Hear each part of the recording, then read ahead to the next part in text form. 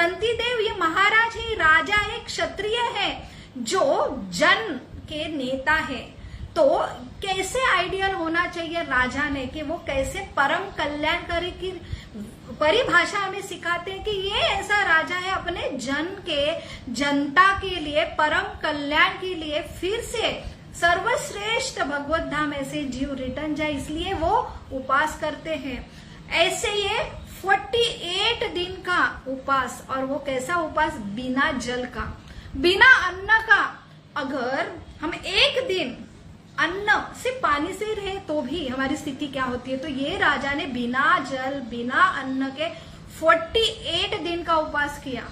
और जब व्रत छोड़ने की, ये सिर्फ इसके लिए कि मेरे पूरे प्रजा को सबसे बड़ा लाभ, ये लाभ हो, उनको भक्ति प्रदान हो, तो ये वो निस्वार्थ दूसरे के कल्याण के लिए उपवास कर रहे थे।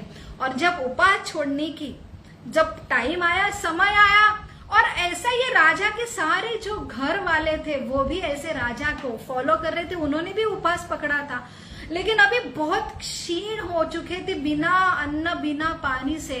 अभी कुछ ही क्षण में पानी और अन्न अगर ग्रहण नहीं करते तो वहां पे उनका शरीर का अंत हो जा रहा होता। तो अभी यहाँ पे उपवास छोड़ने का टाइम आया। अन्न, अलग अलग स्वादिष्ट अन्न, पानी यहाँ पे उन्होंने रखा। भगवान को उन्होंने प्रार्थना की कि ये सारा जो मेरा तप, जो त्याग है, ये सारे जीव सृष्टि, इन्हें भौतिक जो क्लेश है उनको मुक्ति दे के आप फिर से ये उन्हें भगवत धाम लेके जाए।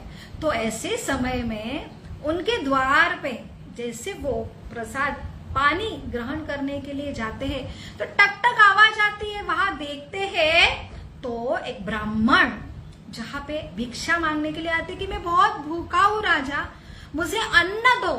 तो तुरंत रंतिदेव को बहुत आनंद होता, वो बोलते थैंक यू भगवान, आप कितने दयालु हो कि अभी भी मेरे हाथ से आप ये क्षण में भी दान देने का प्रयोजन दिया है आपने।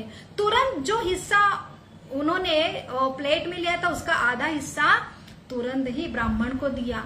और जैसे फिर से वो प्रसाद के लिए बैठे तभी तुरंत आवाज आई और कोई तो आया था वहां पे, एक शूद्र। अभी एक ब्राह्मण के लिए तो कोई भी दान देगा, लेकिन एक शूद्र आया द्वार पे और फिर से बोला कि मैं बहुत भूखा हूँ, हे राजा मुझे अन्न दो।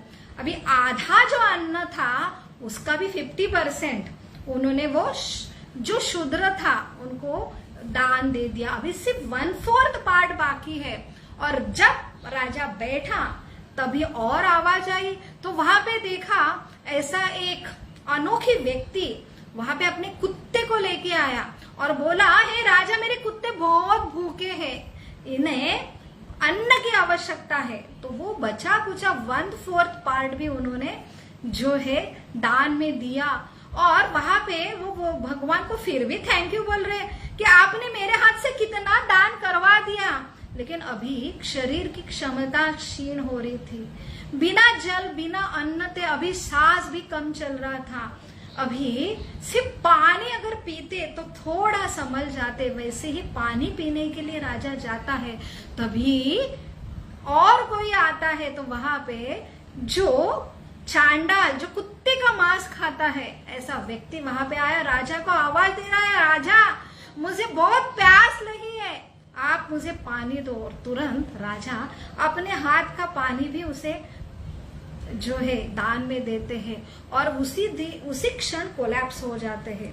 लेकिन उसी क्षण उसके द्वार पे जो ब्राह्मण है, शूद्र है, जो व्यापारी है, जो कुत्ते का व्यापारी है और जो चांडाल है, वो देव देवता का रूप लेते हैं। वहां पे साक्षात सारे देव देवता इस रंतिदेव राजा की परीक्षा के लिए उन्होंने अलग अलग वेश में आए थे।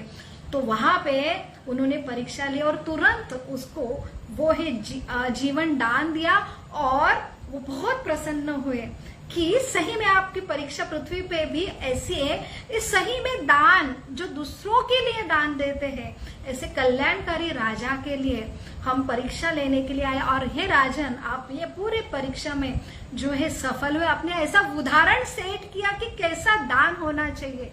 तो दान उसे ही कहते हैं जो दान से हमें तकलीफ हो।